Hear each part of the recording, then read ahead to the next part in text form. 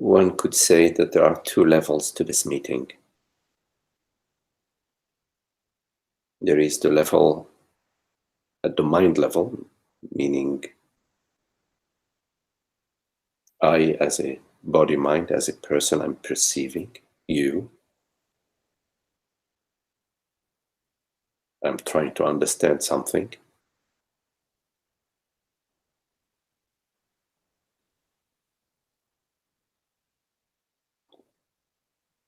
I may have some questions or not. And there is another level of this meeting, which is the silence, the stillness, the presence, the formless self.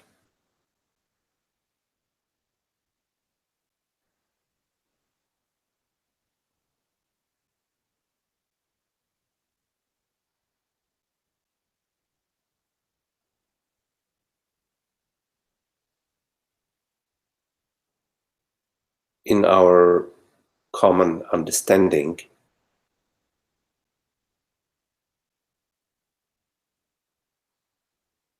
we believe we experience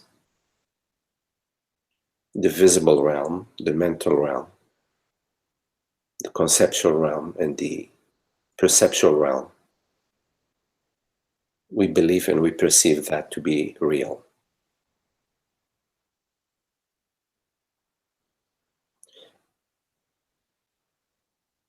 And we overlook the reality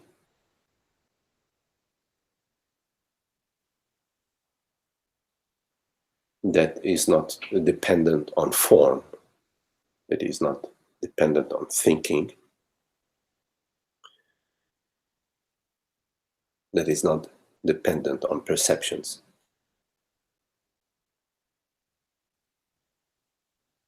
That is not dependent on the senses.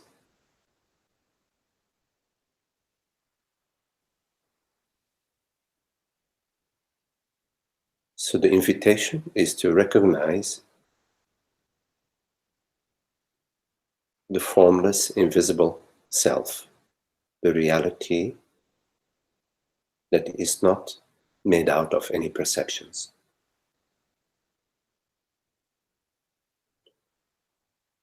Whatever it is,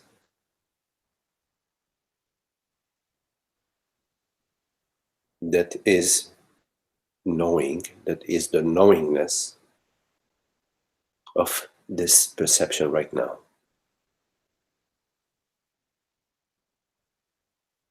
Before thought goes into its archives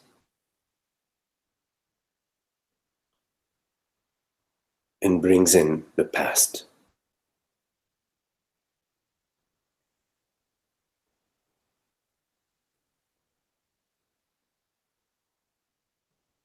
So it's a sort of resting into being without knowing, without conceptualizing.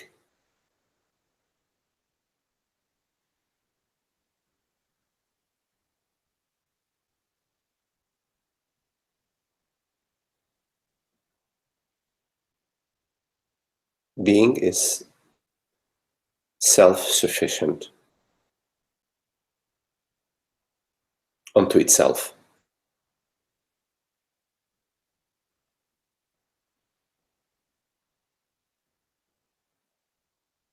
Does not need thought,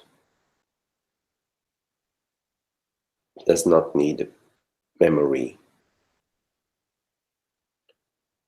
does not need any story.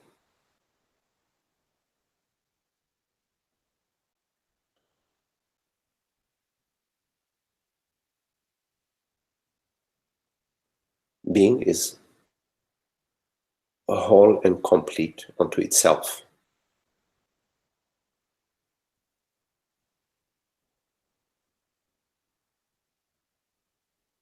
Being refers to I,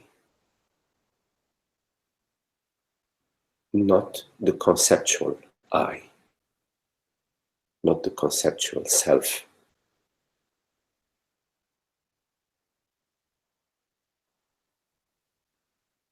But the self that is the reality, non-conceptual reality of being.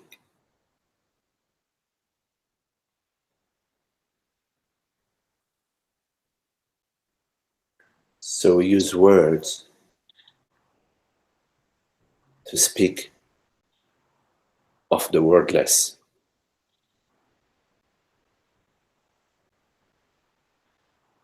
We use words to refer to the silent source,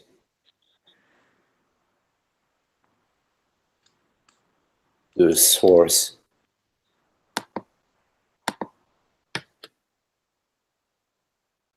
that is unformed, that is non-conceptual.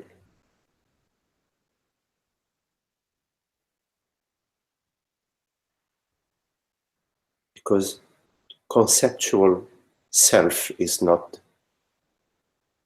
the self. The image, the representation is not the thing.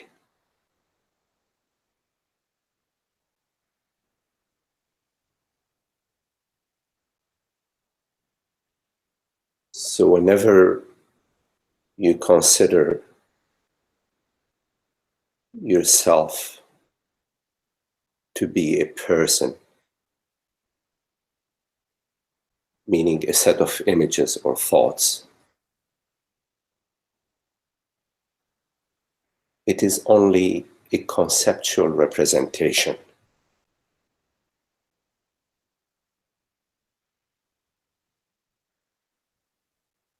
What you truly are is not the conceptual representation that arises to you.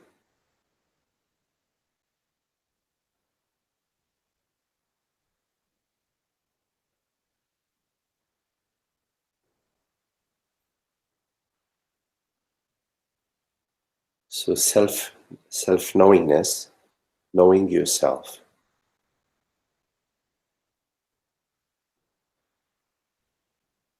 is a resting before the concept, before the conceptualization, before the thought.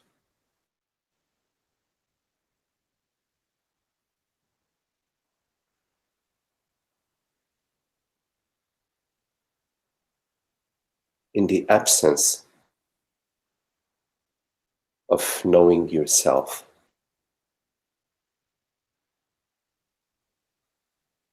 before the image arises,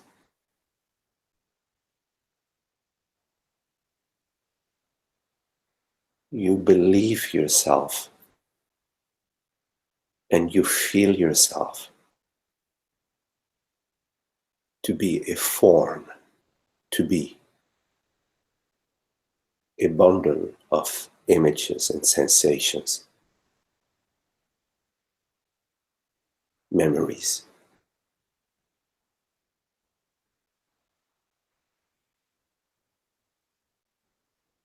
And you experience yourself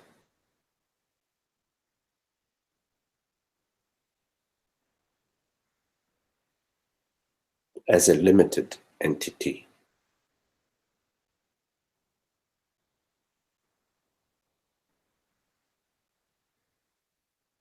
And within that experience of limitation,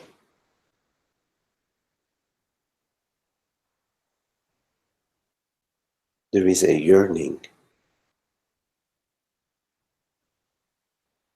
for the recognition of your wholeness.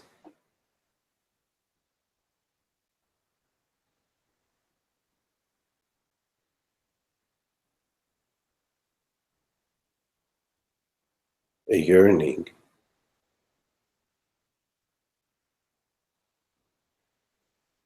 for the recognition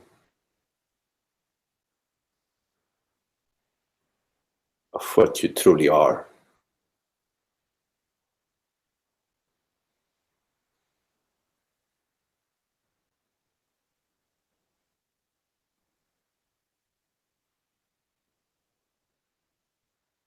In everything that you do,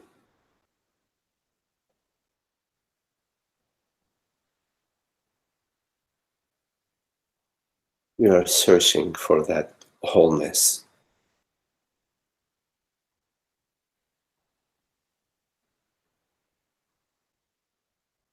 You're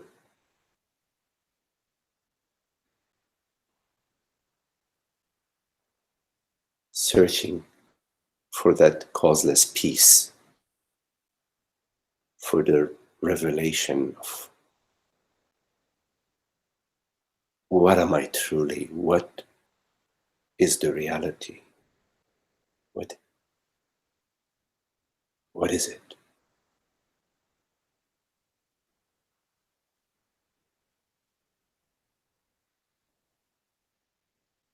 But you realize that whatever answer comes to you from thought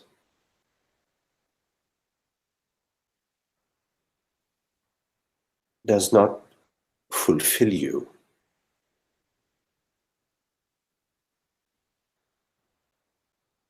does not truly answer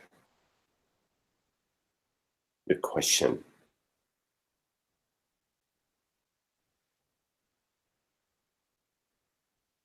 In time, you come to understand that thought arises to you as a perception.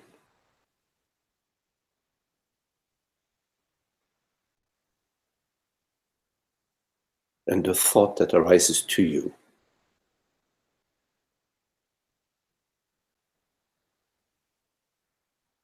does not know you.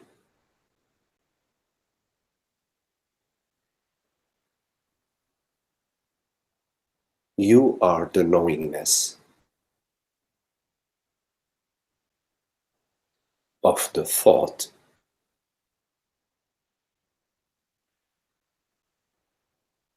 but the thought is not the knowingness of you.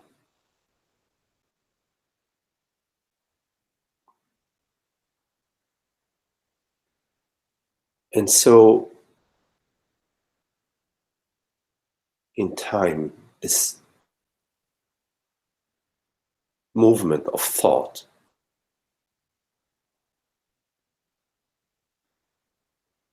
that we used to rely on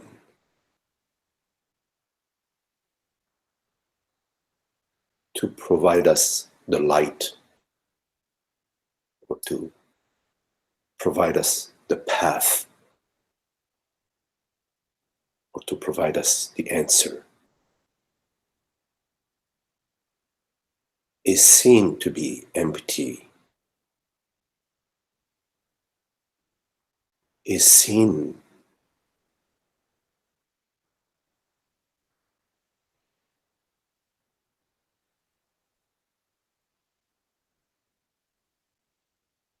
to be the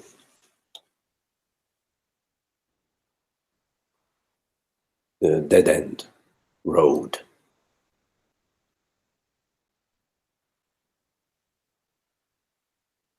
And we find ourselves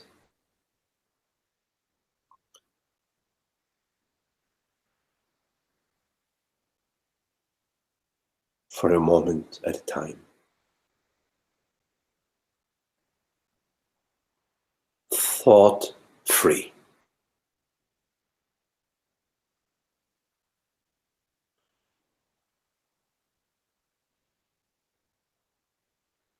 We find ourselves as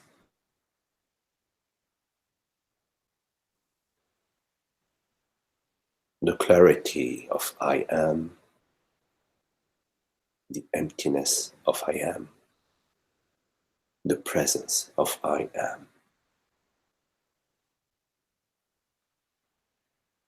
The I am that is not somebody.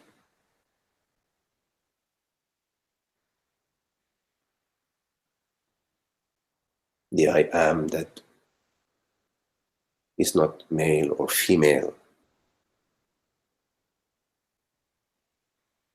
The I am that is not tall or short.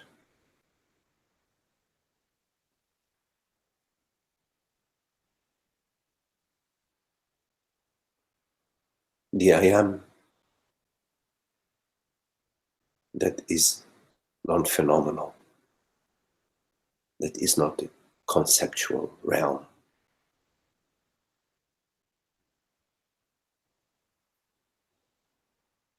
The clarity and peace,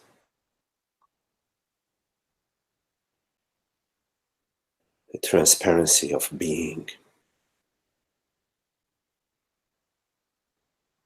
the restfulness,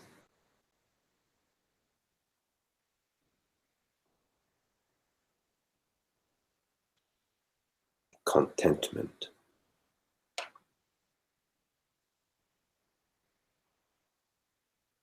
And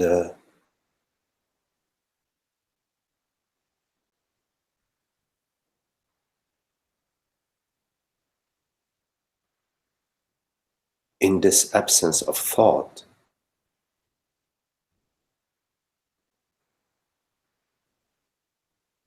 the question is answered. Question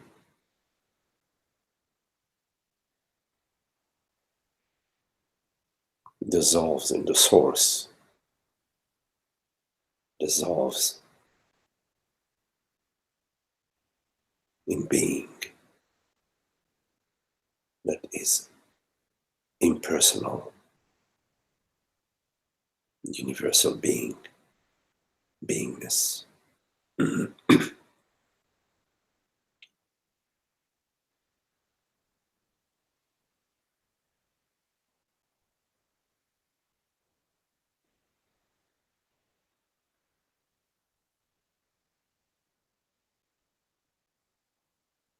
Over and over, as thought arises,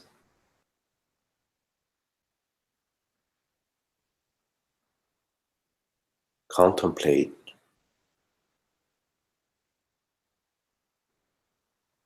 what am I truly?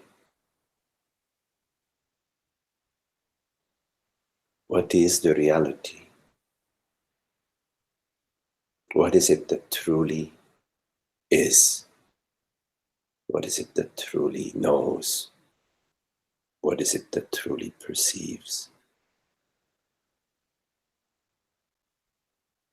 Ask yourself this question without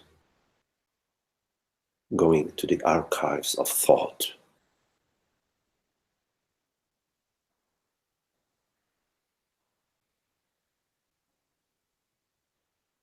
Without any reference to time.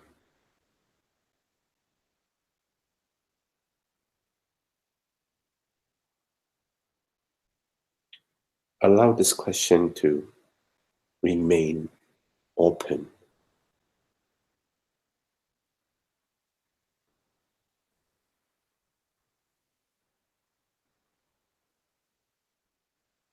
Rest in it as that question.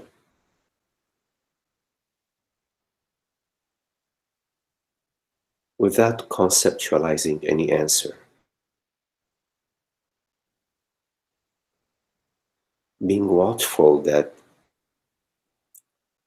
the I that is conceptualized is not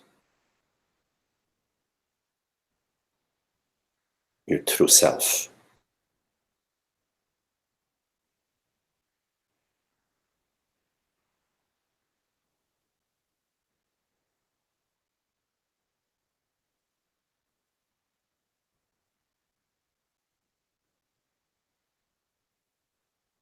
whatever you know as a concept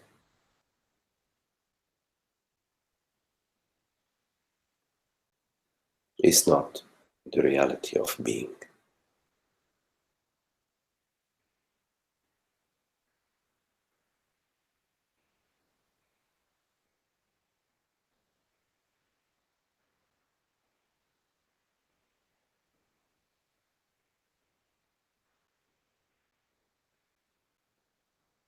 You cannot deny I am.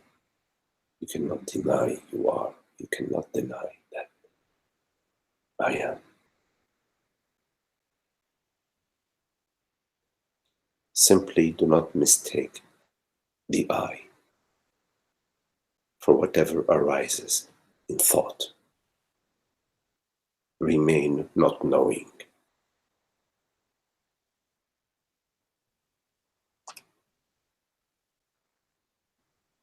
The freedom of not knowing, which is a freedom of needing to know, the freedom of objectifying an answer.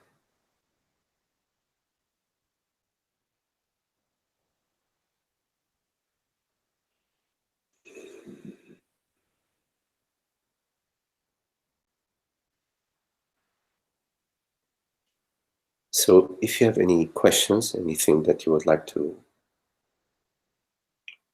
explore.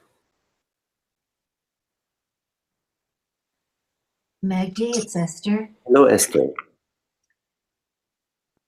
Lately, I've been noticing the great contrast between the experience of reality and the dead end, so to speak, the suffering of the dead end. And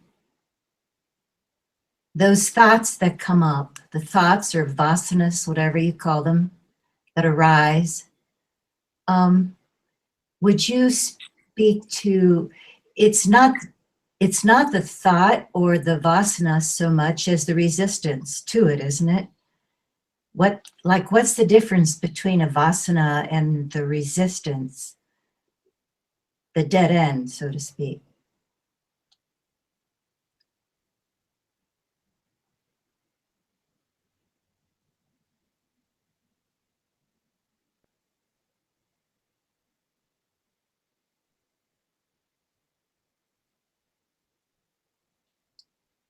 So by vasana, what we mean by vasanas are remaining tendencies to feel and perceive oneself as a person, to feel and perceive consciousness as personal and limited. So vasana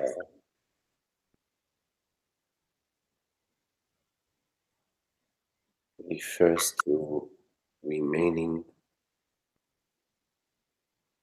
tendencies, mostly at the feeling level,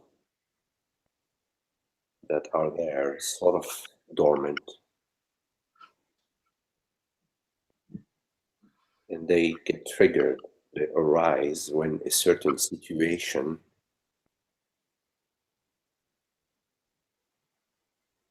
triggers them up.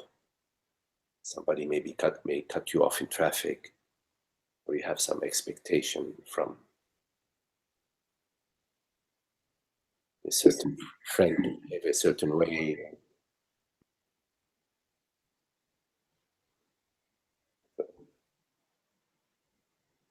Some expectations about how some family member should be relating, how they should be relating to you, or you have some expectations about how things should unfold for you in your work, and things don't turn out that way. You find yourself uh,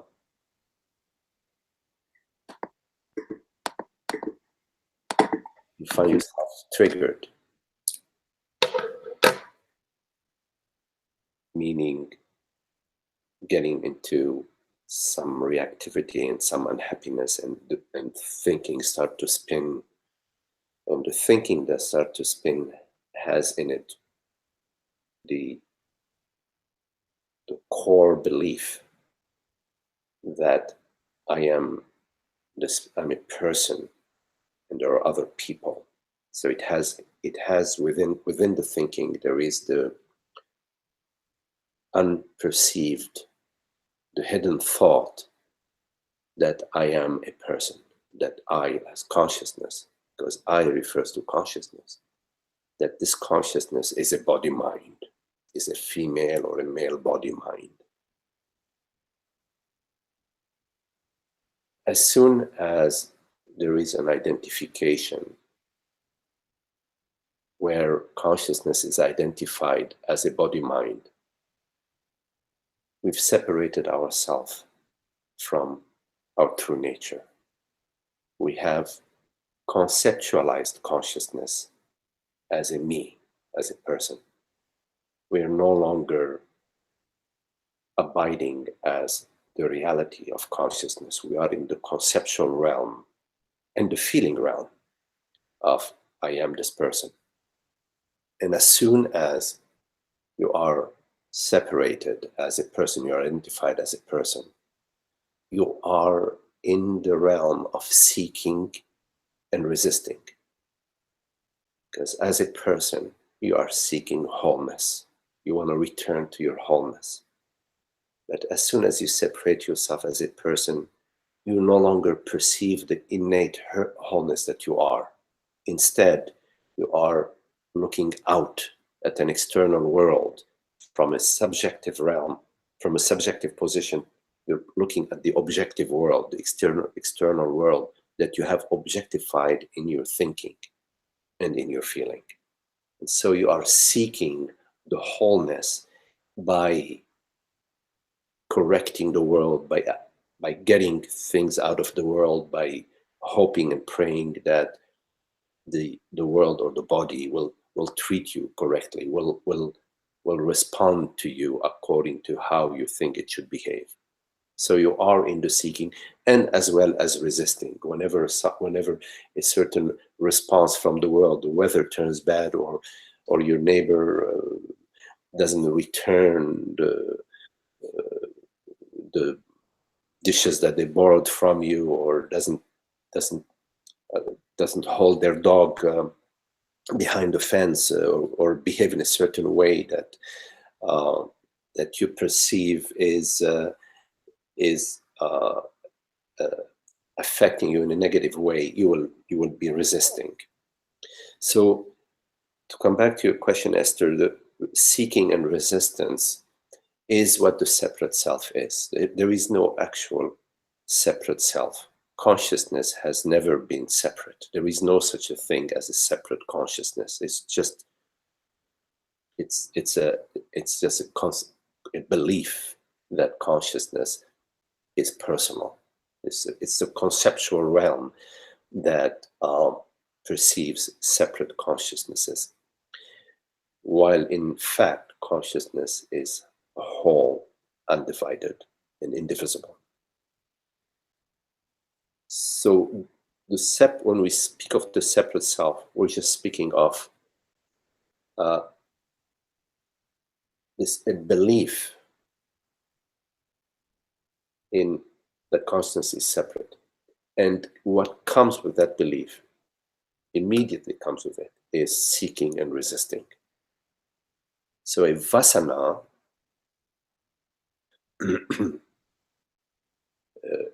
is this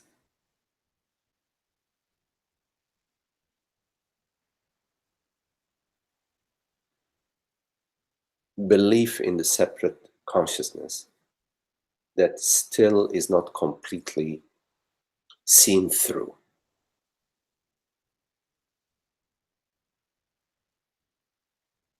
And whenever a vasana arises, meaning whenever you get triggered, there are, rather than justifying your thinking defending yourself or blaming the other, rather than engaging in thinking, be still, remain as you are. Allow whatever is arising its complete freedom, while you are recognizing that what you truly are is untouched, unmoved, and unaffected by whatever arises. Like the screen is completely unmoved and untouched by the images that arises on it. Like the ocean is completely unaffected by the waves that arise on its surface, or by the currents that arise within it. At the same time,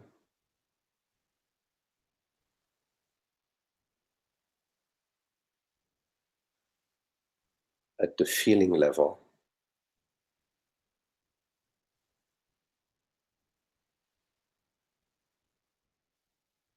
turn your attention to the borderless quality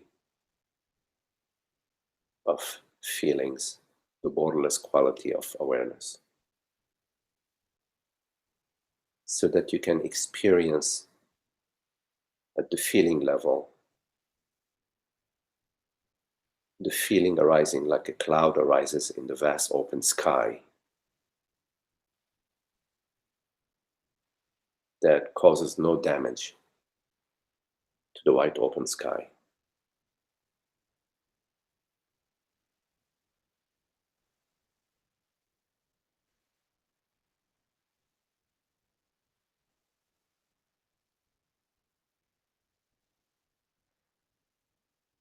Behind every seeking and resisting, there is the belief that there is something at stake.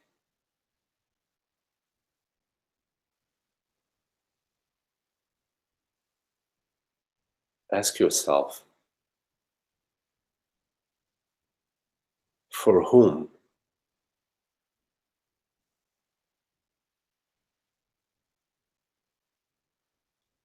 is there something at stake? You will notice that there is a belief that there is something at stake for me, this person. And when you look at this me, this person, you will only find thoughts and memories and images and bodily sensations. You will not find an actual person. You will find a conceptual person, an imagined person. You will find thoughts and sensations. Then you have an opportunity to recognize that thoughts and sensations are empty, that there is only the reality of consciousness, the reality of awareness, that is not a thought, that is not a sensation, that is the transparency of being, say the reality of being. The words don't matter, but to come to that wordless understanding, a living understanding that what I am truly is formless, borderless, the reality of all impressions, that all your perceptions and sensations are like dream impressions and sensations. The reality of the oak tree is not out there. The reality of the oak tree is consciousness, knowingness, beingness, awareness. The reality of every thought, of every sensation, is not in the thought or the sensation. It is as I consciousness. That reality is not made out of concepts. There is no such thing as a conceptual reality.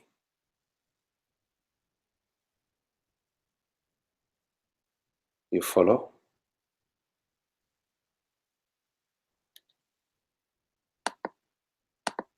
Oh, I had muted you, Esther. Sorry, you have to unmute yourself. Okay. Okay, yes. I had muted you because there was some echo. Okay. So whenever something is triggered, the opportunity is there, the grace is there to either respond with seeking and resisting or inquiring. And so the Vasana is different than the resisting and seeking. It's just those patterns. And then when they rise up, the opportunity is there to either inquire or resist and seek. Or Yes. Whenever you are resisting and seeking, what is it resisting and seeking? well, the suffering of the separation, or the belief in the separation. A belief does not seek or does not resist. The question, what is it that seeks and resists? The separate self. What is separate self? There is none. So what is it that seeks and resists? It must be consciousness then. Consciousness does not seek or resist. No. Consciousness, the reality. There's question, what is it that seeks and resists? The false belief. A belief does not seek or resist, whether it's true or false. All beliefs are false. But a belief does not seek or resist. A belief is an appearance. It's a thought. I don't know, Magdi. But if we don't know, then we remain not knowing. So speak of resisting or seeking. So let's look at it. I don't know. I know myself. I don't know. And I say, okay, well, I'm interested in knowing. So I look. There is no better place to look than within myself. So I look. When I'm resisting, what's happening? There is a thought that arises that says, I don't want that. Yes? Okay. So a thought arises that says, I don't want that. That is called resistance. Then I look at that, well, either resistance is imaginary or is real.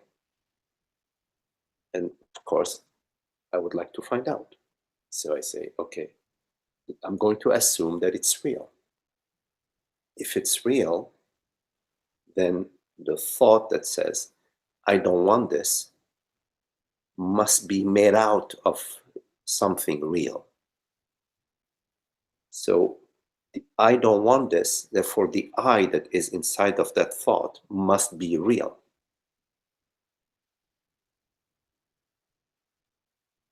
Then that statement, I don't want this, would be a real resistance, because the I that is inside of that thought is real, so therefore the resistance is real. But if the I inside of that thought is Santa Claus, then I don't want this is it's not real. It's just, I would laugh at it. It's like saying, well, Santa Claus doesn't want this. Well, my pink flying elephant doesn't want this either. What's the big deal? So I say, okay, I'm going to assume that this I is real. I don't want this. So I say, what is this I? It must be real. What is it that is real? In my contemplation, I've come to realize that there is one reality, and that is consciousness is what is real. So therefore, I'm going to replace the word I with consciousness. So instead of saying, I don't want this, now I'm going to say, consciousness does not want this. In order for that statement, which is a resistance, to be real. But I know that consciousness never says, I don't want this. It's not, consciousness doesn't say, I don't want this. Consciousness is isness, is beingness. It doesn't have wants and don't want. So therefore, if it's not, if this I don't want this is not consciousness, it must be some imaginary I. It must be some concept I, a concept I. I could replace the word I by Santa Claus or by my pink flying elephant. Which brings us to, I don't want this, which is resistance. We say that's resistance. Is referring to a false I, to an imaginary I. Whatever an imaginary pink flying elephant is dreaming must be, because the pink flying elephant is not real, the dreams of this pink flying elephant are also not real. So when we are speaking of resistance, we're actually speaking about an imaginary resistance.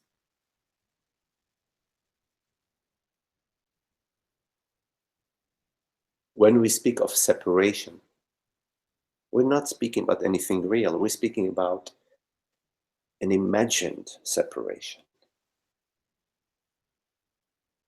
a belief.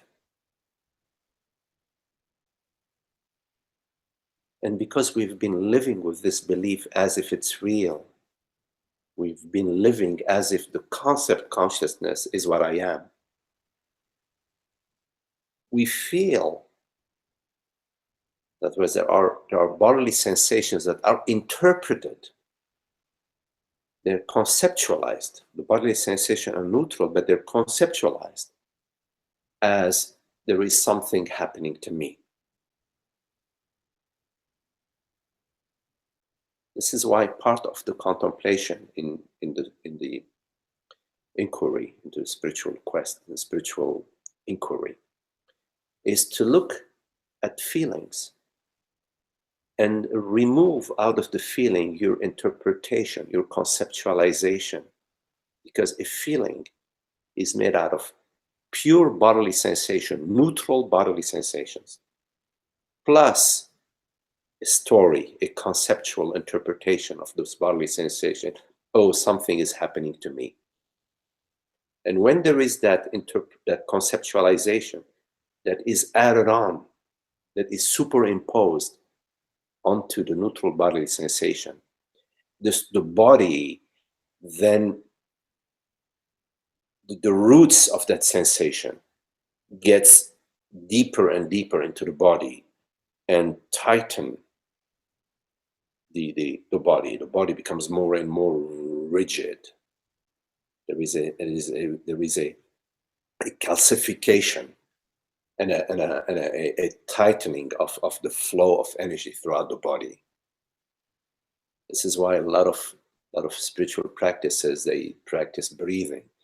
You just relax the breath, relax the body, move the body, sort of release the sensations. Because there is a body of work that turns its attention onto decalcifying the body and returning the body to its universal, transparent quality. Anyways, Esther, did you mute yourself? I don't hear you. If you can unmute yourself. How's that? Yes, that's good. Yeah. I just want to. Thank you so much. Yeah, thank you. I hear it. I hear you. Thank you. Okay, I just want to make sure that I'm staying with you with your question. Yeah, very much. Yes. Yeah, I understand. Okay. Okay.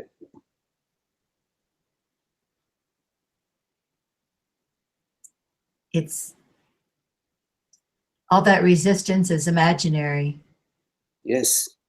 Yes. Yes. It is imaginary, but I'm not inviting you to simply replace the belief that this resistance is real with a new belief that it's imaginary. I'm inviting you to see, to, to see that the belief that I am resisting or that resistance is real is referring to the I that we imagine ourselves to be, but not what we truly are. You follow? And I'm inviting you to see through it, to see it for yourself, because it is upon your own seeing that things shift. I know in abidance, and that's the only place where I feel the work is done is in the silence and stillness. And I see it um, change there. I mean, I understand. That's where the work, the body of work is done. Yeah. Yes, yes. There is also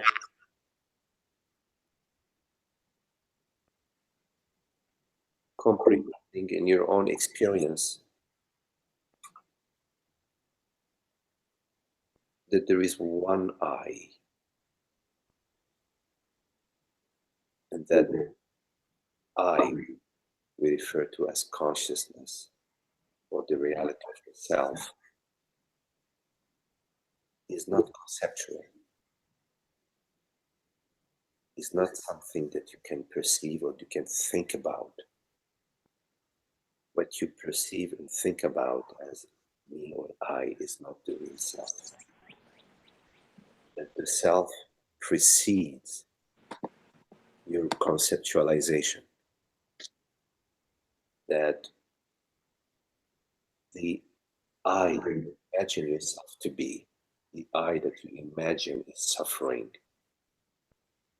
even that you interpret in your body that is suffering, that I is what you imagine yourself to be, what you believe yourself to be, not what you truly are. So yes, the abiding is abiding as presence. Non-conceptual abiding. You're not abiding with an image or with a thought or with a concept. You're resting as being without any image, without any conception of that. So the process of resting as being is the process of letting go. Whatever arises that says, oh, you need to do this or do that, or you are this or you are that, letting go. Keeping your hands open so whatever comes in just slips through. Nothing is held on to. Because our true nature, the self, doesn't hold on to anything. It already is. We already are the shining light of being. And by holding on, we are reducing this shining light to being a person that is needing to hold something. So whatever you're holding on to, which is an impression, an imagined me holding on to some imagined things, that relax that, invite that to release, to be free, to settle, okay? Effortlessly, without doing an effort. It's just a gentle relaxation into being, and saying yes to all this as it is, and noticing that whatever you hold on to, in a way, is a burden.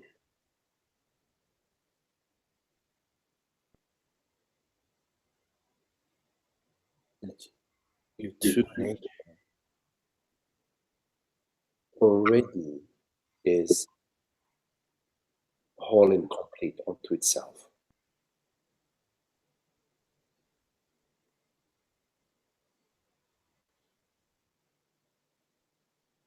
Thank you, Magdi. I appreciate the open hand image. Okay, Esther. Thank you for your question. Thank you.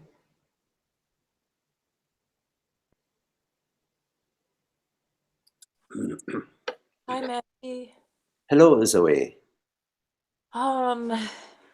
Okay, so I'm still thinking about this. Consciousness can only speak to consciousness, not a what or a who. And then, you know, what you said last time about before the word, there's only silence.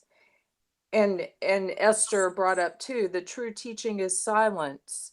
So when apparent words are spoken, it's the silence that recognizes, you know, it's just all getting so, I don't know, maybe my mind is making too much of this, but words, so is the division when we learn to speak. But then I think, well, when we're taught concepts in the form of letters and words, and that is when the division starts, or the imagined separation. But since that's imagined and there's no time, that couldn't have started. And then you said something also last time when you were answering Shiva's message. We don't recognize God's face in everything, so the guru appears in a form we can relate to. So it's like we're in this imagined dream and we need somebody to speak to us to get our attention. And then when it's a form we can relate to, we relax. You said we relax, there's openness, then it is done. Can you talk more about that? Then it is done. Okay, Zoe. It's just in the relaxation. Thank you. Okay, Zoe. There's tons of questions. There are two questions, yes. And it's probably a good idea for you to ask one question at a time and sort of Okay. write down the next question so you don't forget it, and so I can address. Respond. Okay. So your first question, if I heard you correctly, was about language and Yes.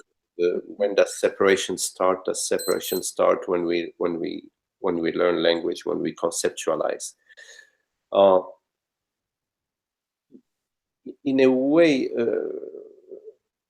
the first ignorance or the sense of separation is the concept I, not the real I, not the true I, which is consciousness, but the concept I. When we refer to I in language or in sign language or in silence, when we sort of referring to I, even by ESP, if by ESP I sort of convince you that I refers to the body, I refers to something that is born, I refers to this person that is born, this body that is born. That I is a concept, and that is the source. That is the where separation starts.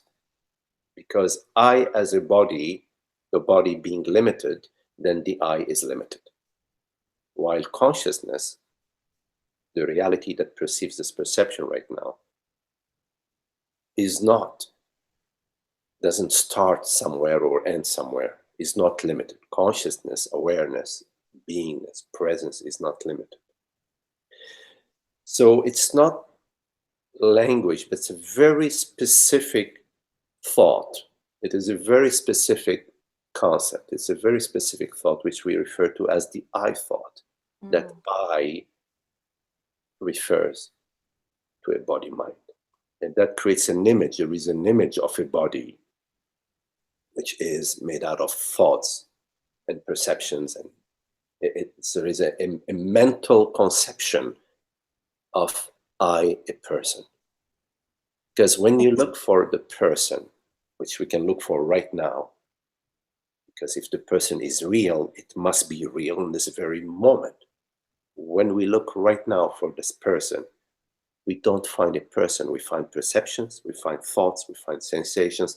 We don't find an actual person outside of a thought or an image. Yes? Yes. So the I thought, that language that starts with the I am Zoe, and then it goes on. Zoe traveled to California. Zoe did this, did that, MacD, blah blah. But it's always referring to I as a concept, as a body mind. Then its whole language is contaminated. There is an initial virus. The initial virus is the virus that I is, meaning I consciousness, is a body mind, is born in time and space. So it's not just language, Zoe. It's a language that is infected with the belief in a limited consciousness. So it can be a wordless recognition, like you said, somebody, or I guess, but is consciousness taking on this belief in separation? Consciousness But it doesn't. Okay. has no beliefs. That's right. Okay. It's a, you are conceptualizing consciousness. When you conceptualize consciousness, you say, well, consciousness has this belief. Consciousness is, we use the term consciousness, but the term consciousness is not consciousness. The reality of consciousness cannot be spoken of. It cannot be spoken of. So, but coming back to your comment, consciousness has no beliefs, nor does it's not in the realm, beliefs or no beliefs, it doesn't apply to consciousness. It applies to thought. Okay. So within thought, there is the belief that the earth is flat. Within thought, there is the belief that the earth is the center of the universe, etc., etc., etc. Within thought, there is the belief that I refers to a body mind, that consciousness is a phenomenal, depends on the body.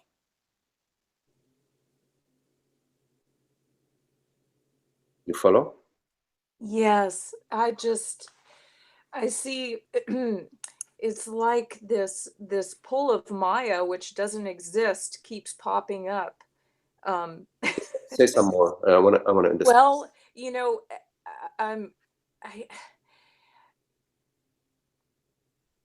Magdi, it's like it's clear, and then something comes up, and then I investigate, and then it dissolves again. But it just feels like more and more keeps coming up to be looked at, I guess. And then I think like the next question was, well, then what is it that recognizes the teacher? You're speaking words, but it's not the words that bring that recognition.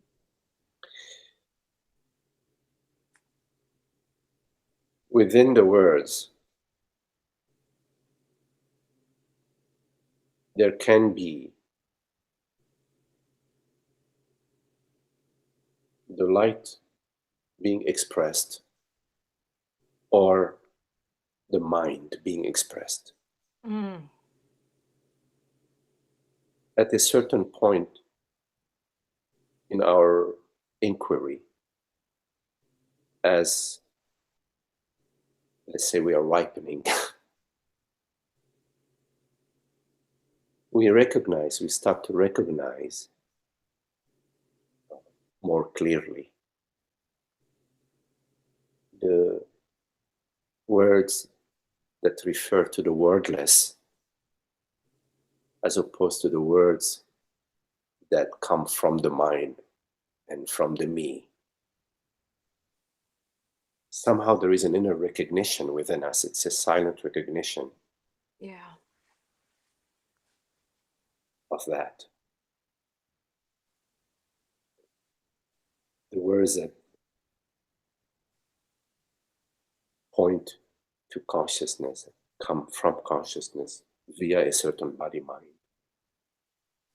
seemingly.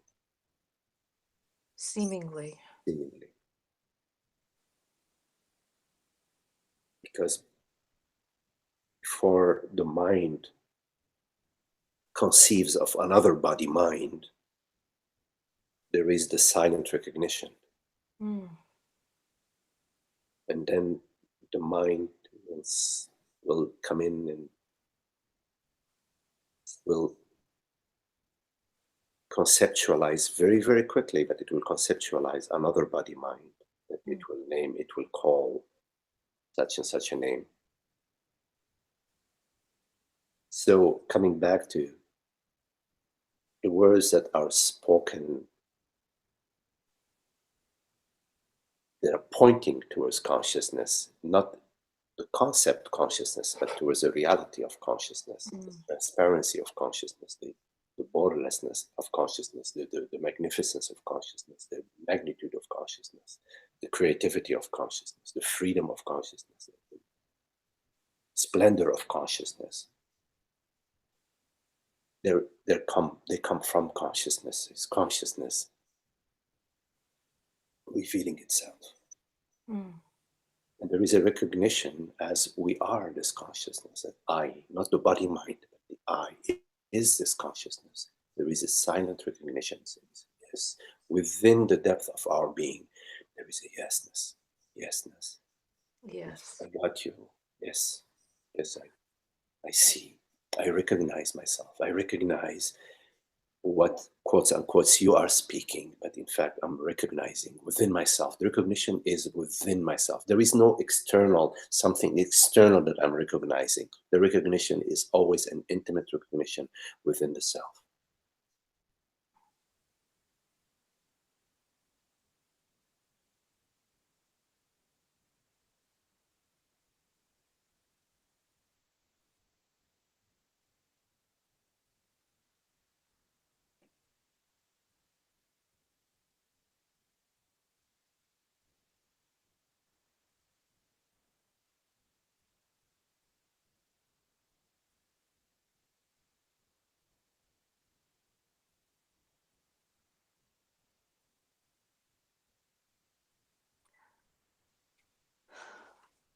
Thank you.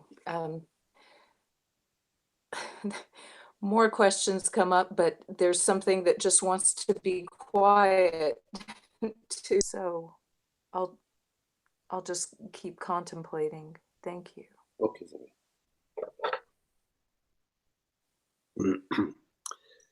Hello, Ananda.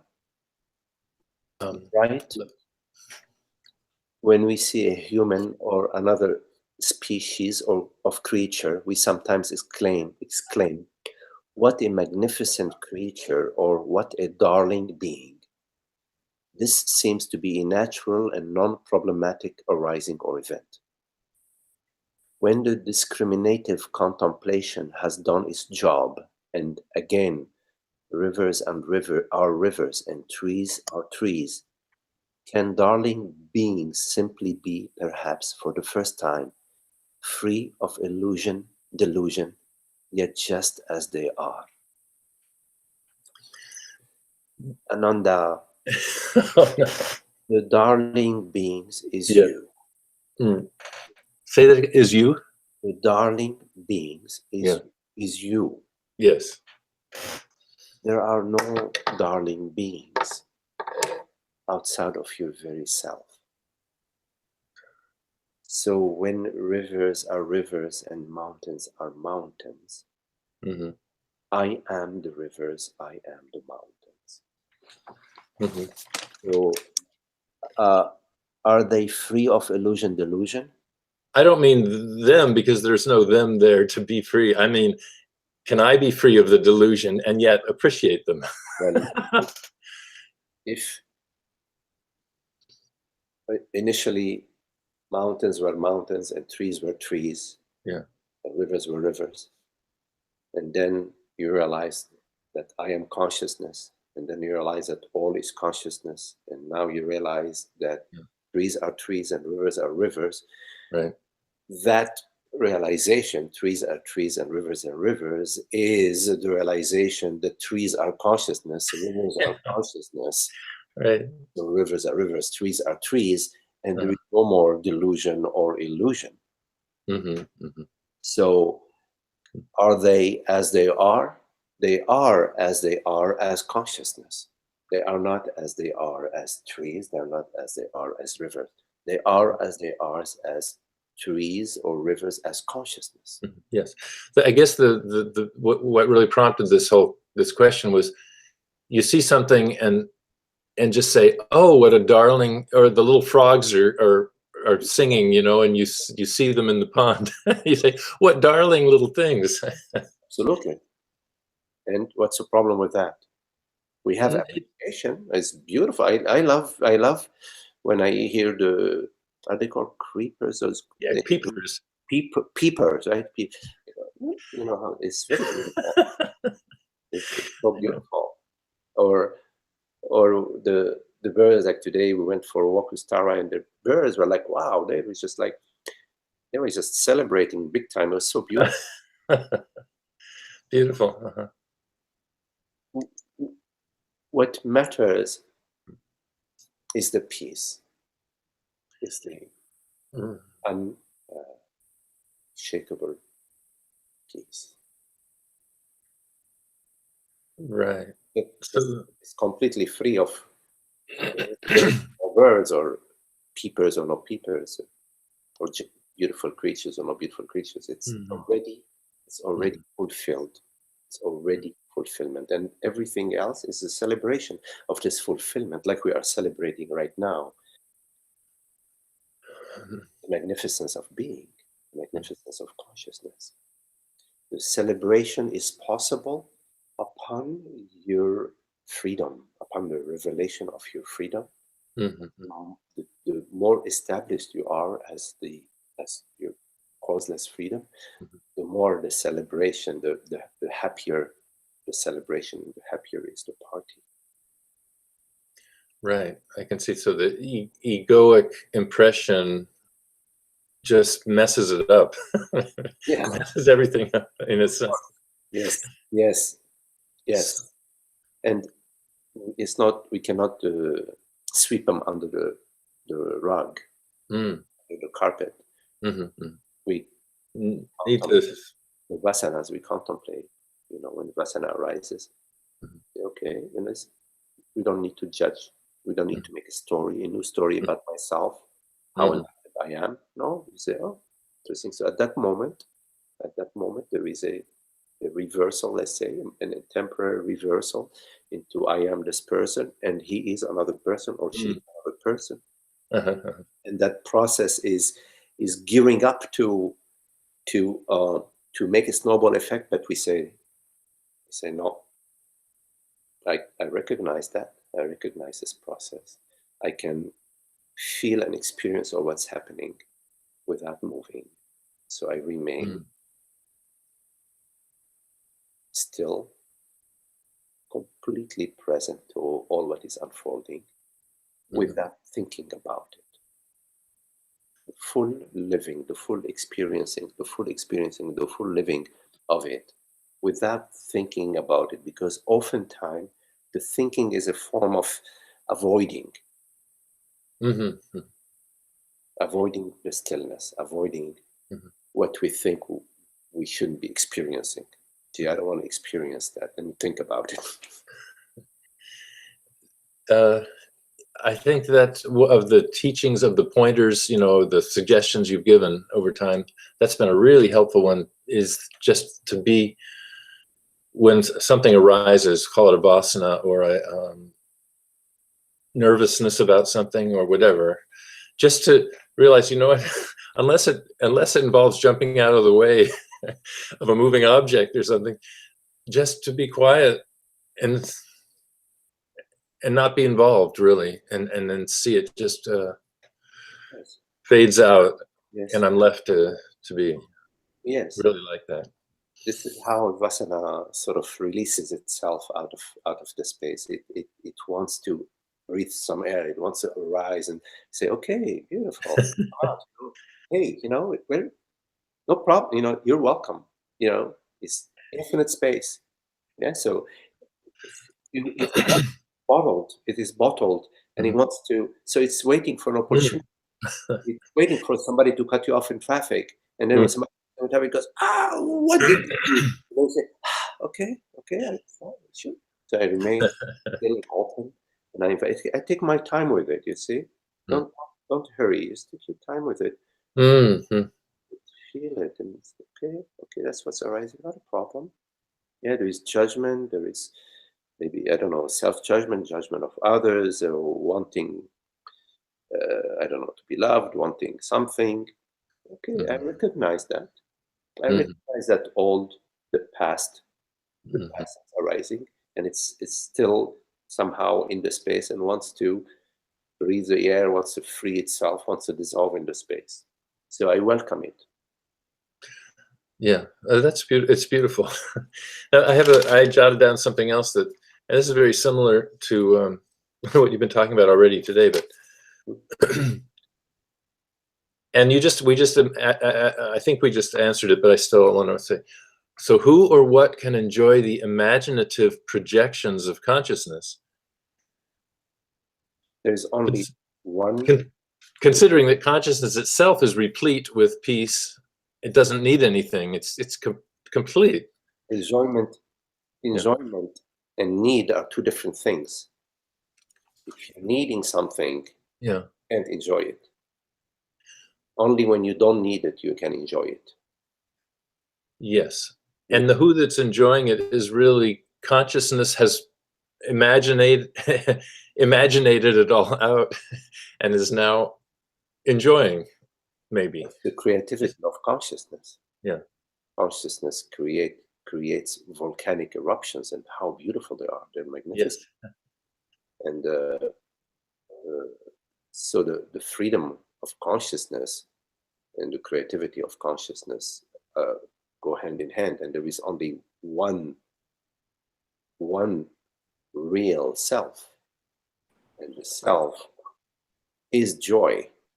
So you could say from the relative, you know, in a sort of a relative way of speaking, you could say that it is consciousness that is enjoying itself, enjoying its own creativity, enjoying its own freedom.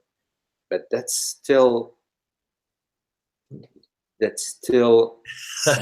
No, that's where I'm asking. Say it's like 95. It's not 100% an expression of the self.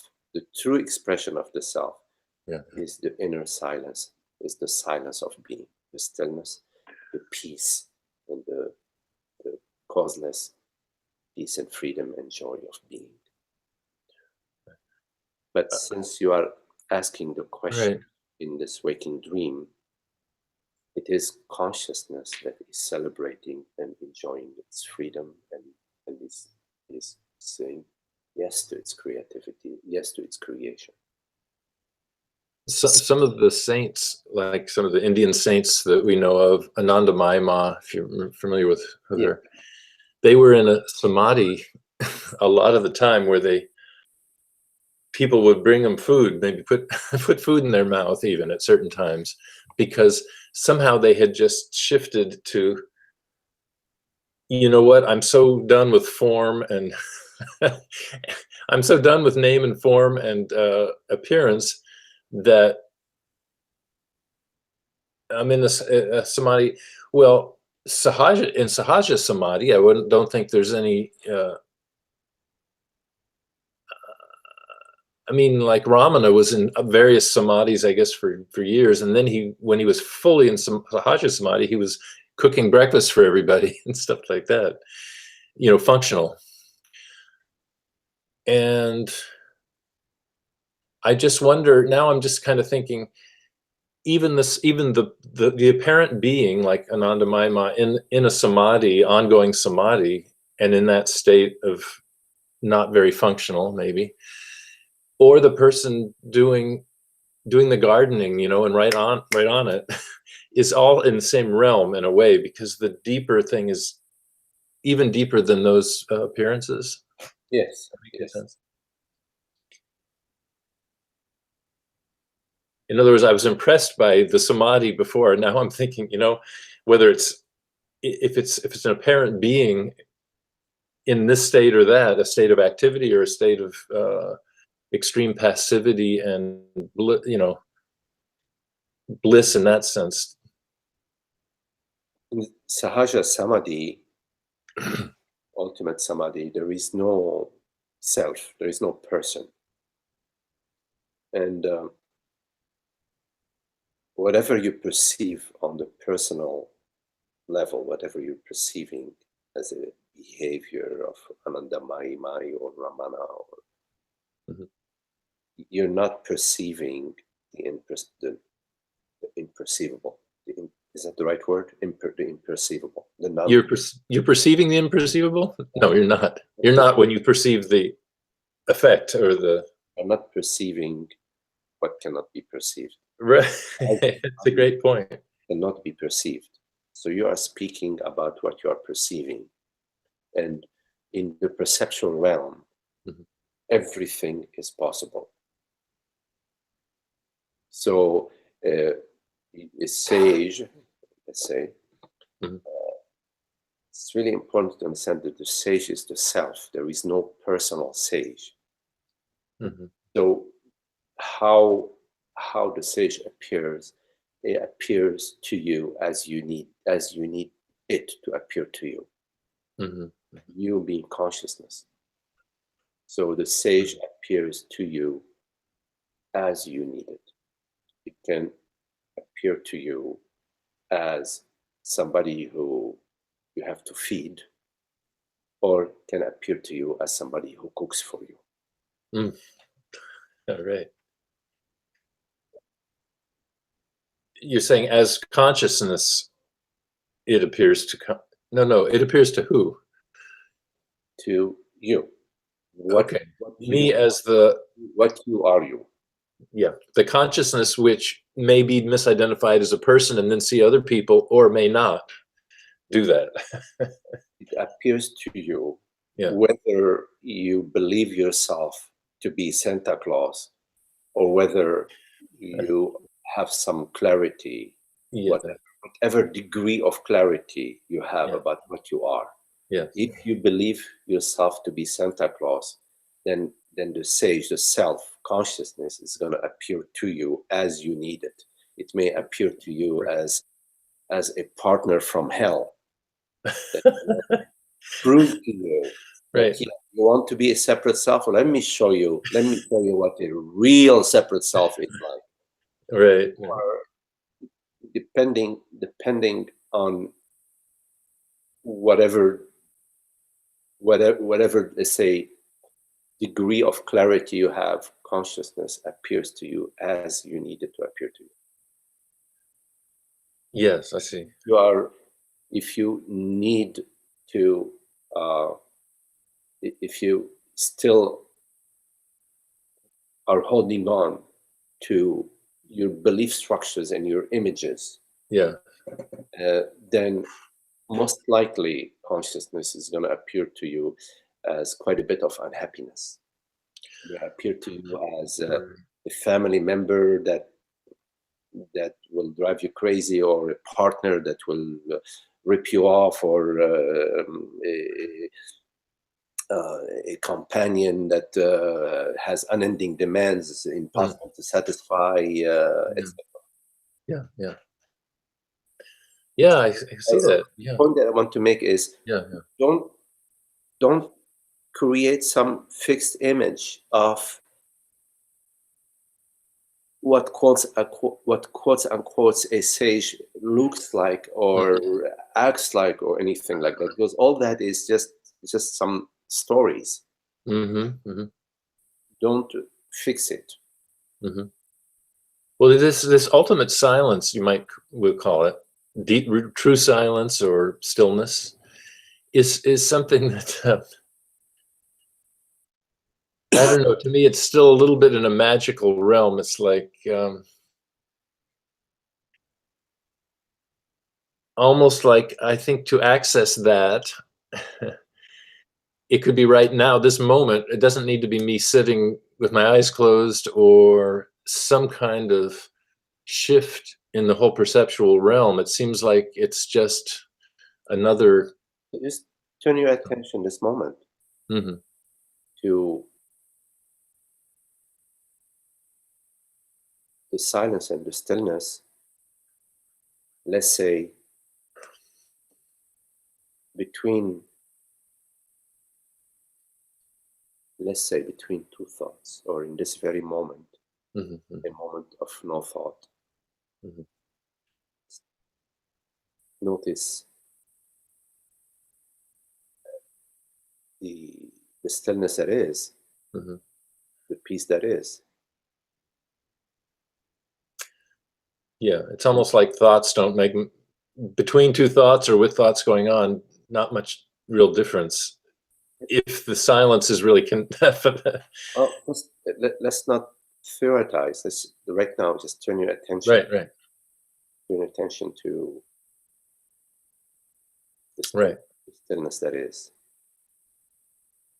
Don't think about it. Just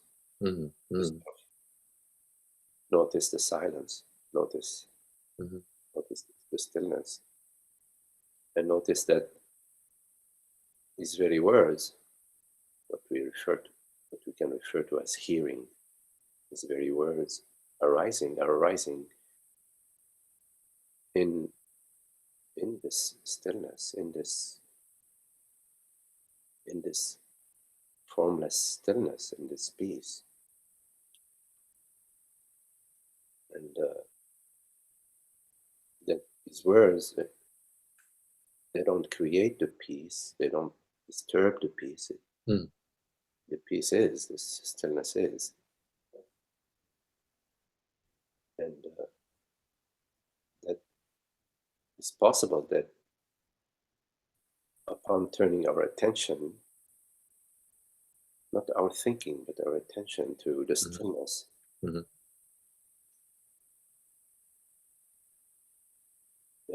the stillness is loud, it's resonating, is there. Just to stay as that and visit that. Notice that. No, it's not so much thinking about it,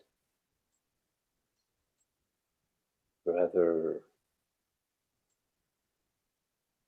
noticing it, turning one's attention to the stillness that is.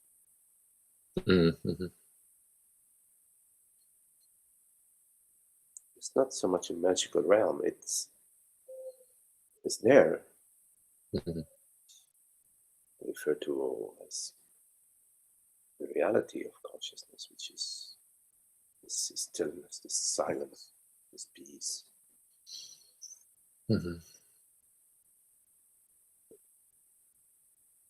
So we invite everything to sort of rest as that, to come to that, to recognize that.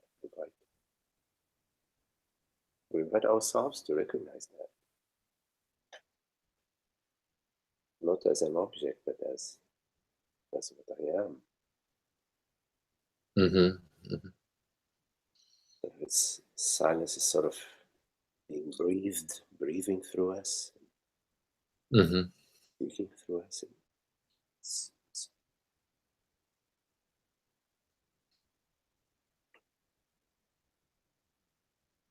It's a although there is what we call speaking or whatever, Mhm. is permeated with that peace and with that silence and with that stillness. Mhm.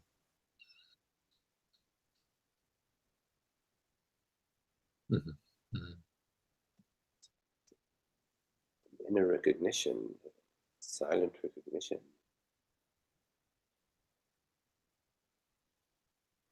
the peace. Mhm.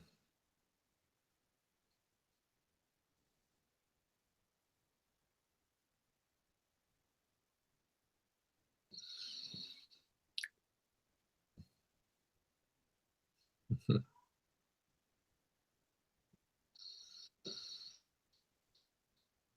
Sometimes when I just take a deep breath, it feels so blissful. Can hardly. It's like it's in a different realm, and it's. I don't know why I'm just saying that. I'm just noticing it.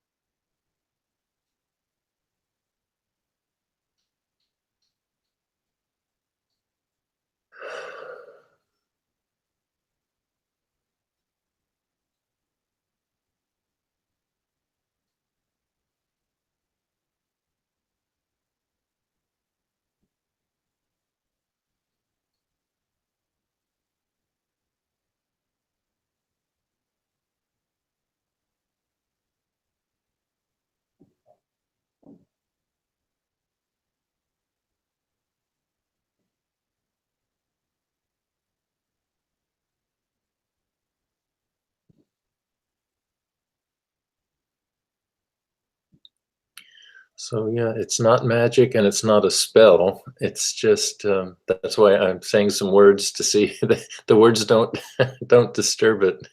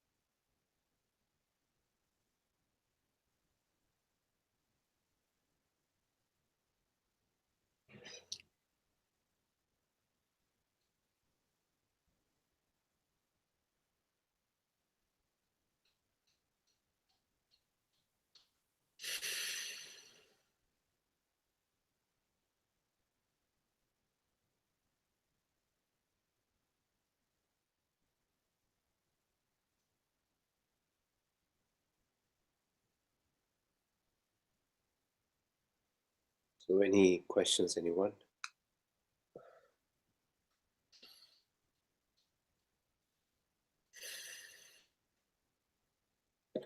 Holly. Hello, Holly. Holly, you're right. Does consciousness know everything that's unfolding? Does it remember all that? It seems so vast.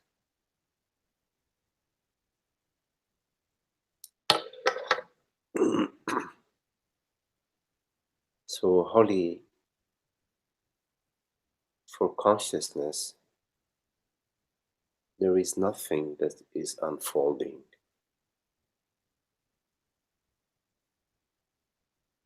For the mind, there is all sorts of things unfolding, which is the realm of forms and names, the conceptual realm, this and that. This is going from here to there, this is doing this, that's doing that, this happened yesterday, this will happen tomorrow. So at the mind level, there is all sorts of things unfolding. At the consciousness level, which is a reality level, which is one reality, there is nothing unfolding.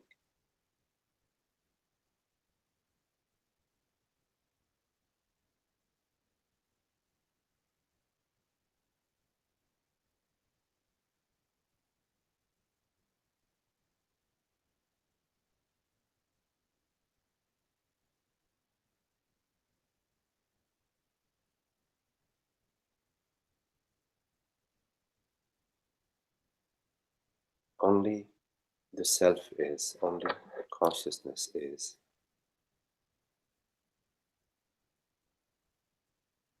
Does consciousness remember all that? Remember what? There is nothing separate from consciousness.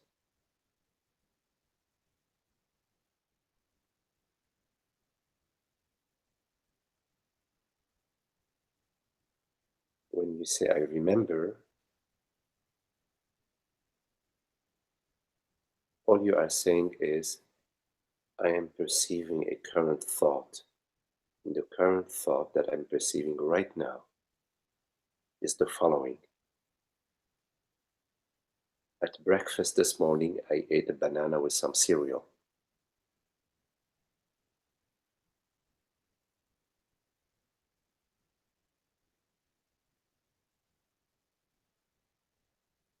So when you are remembering something, you're basically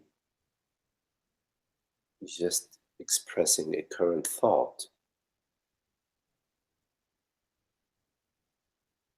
The impression of time is within that thought that says, this morning,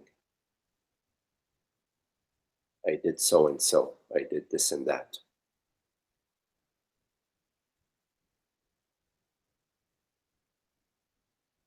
But the thought that you refer to as memory is arising in this very moment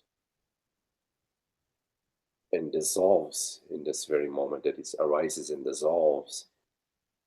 It arises out of consciousness, out of yourself, and into yourself, and dissolves back into yourself without you ever becoming anything. Consciousness doesn't become something that is remembering or that is perceiving something else. Consciousness never leaves itself, never becomes anything else. There is no becoming within consciousness. So in fact, all objects, there are no objects in consciousness. Subtle or gross objects are non-existent in consciousness. They are mind impressions.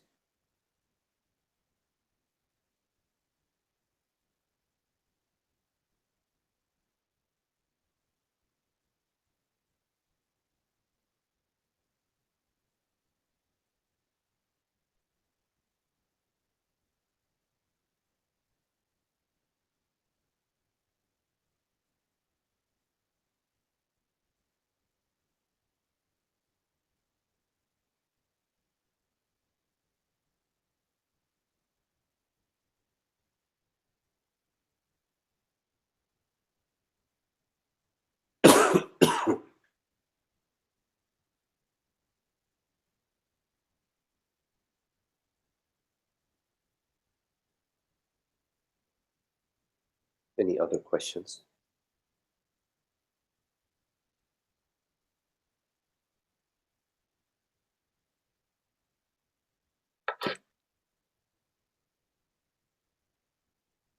Ananda, you write, Rupert makes a provision for mind acting on behalf of consciousness, so to speak, seeing objects. What is your question, Ananda? I just wonder,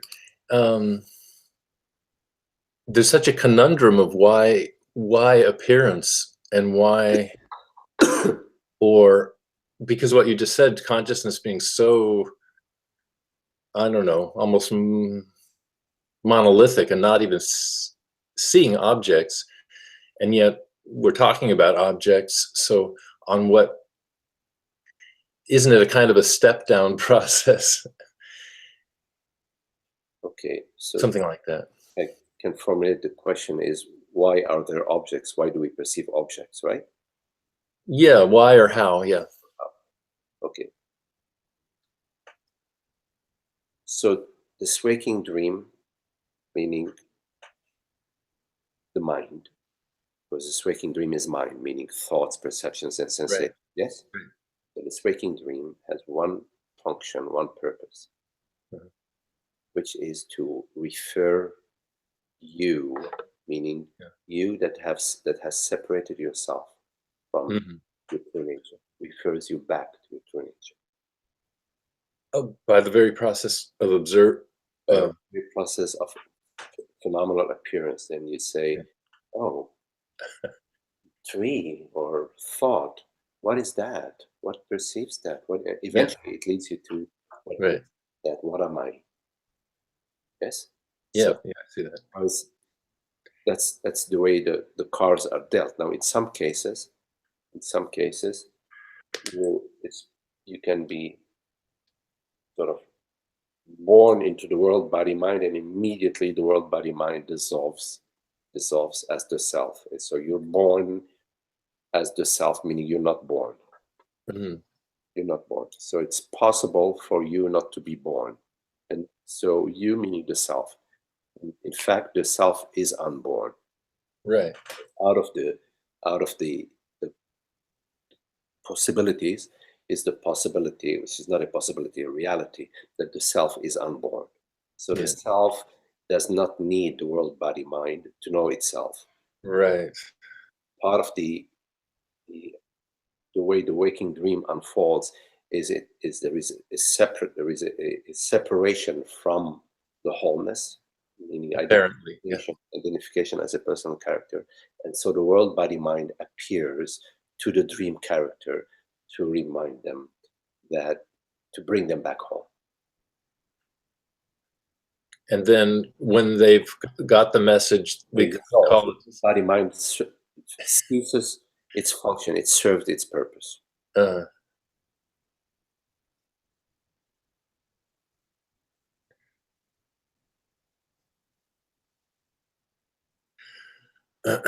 When the mind dies, when the separate self dies,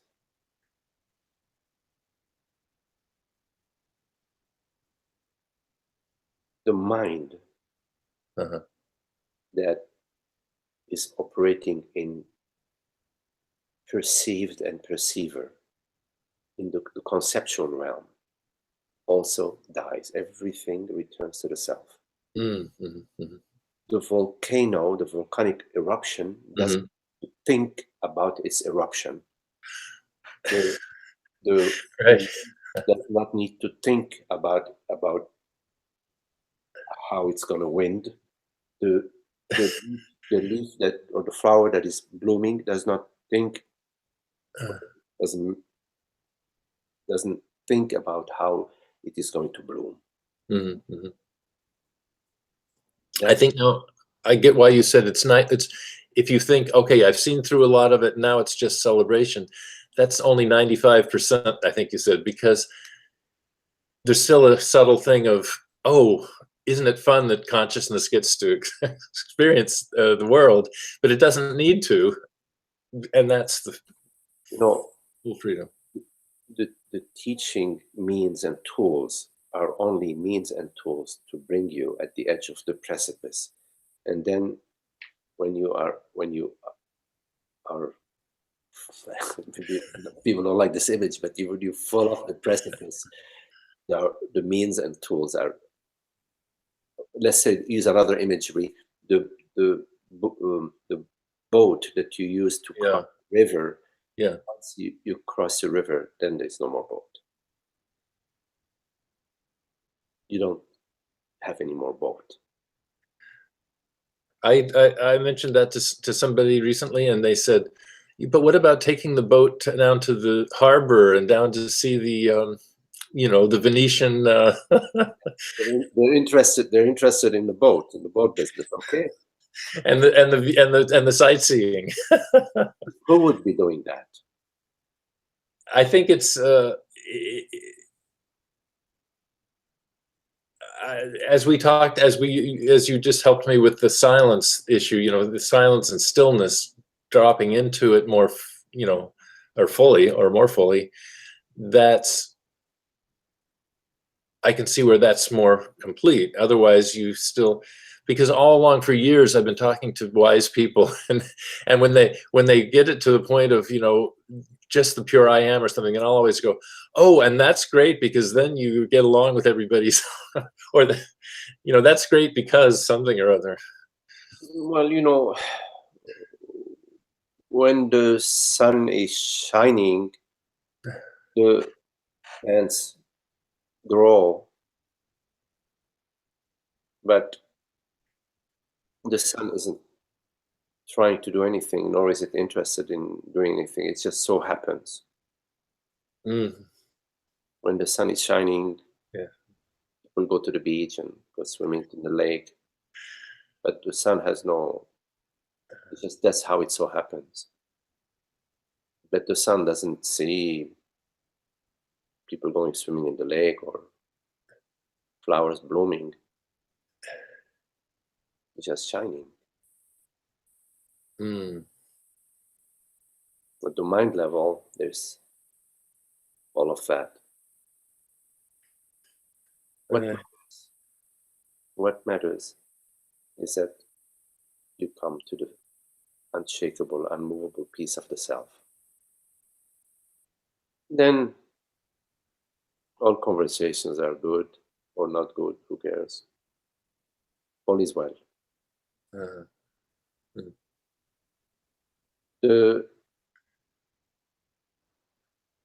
Whatever you need to understand, if your need to understand is genuine, it will appear to you. But if you're just interested in conceptualizing and argumenting, that will also appear to you. Right. Okay, very lovely to be with you all. Thank you for this very beautiful, beautiful afternoon. And we'll see you in a few days. Okay, namaste. Thank you.